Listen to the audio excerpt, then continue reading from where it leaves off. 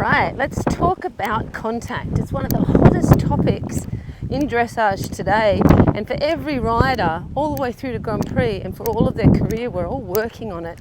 So contact, if you look it up in the dictionary, is the state of physically touching, or it's the act of communicating. So when you think about that, think about your contact being a conversation with the horse to say, I need you to come a little bit more up there, so you just raise the hand. I really love that, thank you, give. Always the forearm is loosening and allowing the horse to come looser at the end of the contact. Think about your horse at the end of the bridle being loose, having his tongue free. You know, there he comes a little on the forehand, so I raise my belly button up, just raise my hand and give my hand forward so it comes up a little bit. So if they go down, I want you to think about bringing your hands up and forward and allowing the horse to lift back up again. You don't need to pull them up or kick them up, just allow them up. And if they don't come up, you can give them a little touch up with the leg. Good boy, Blue.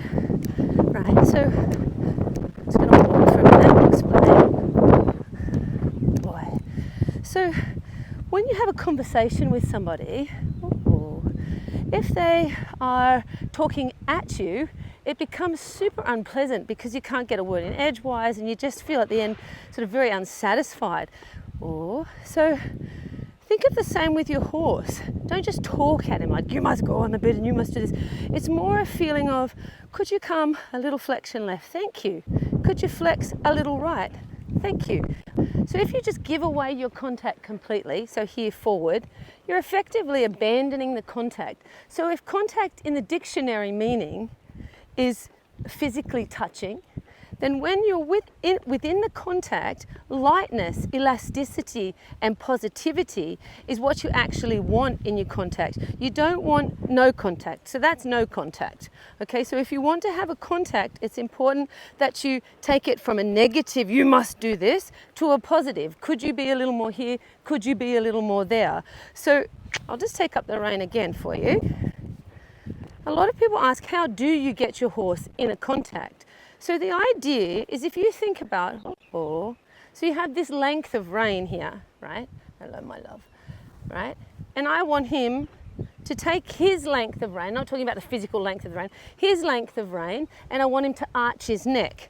So to do that, the first thing I do is I switch my core on and bring my belly button up a little higher, right? Make the front of my upper body a little longer than the back.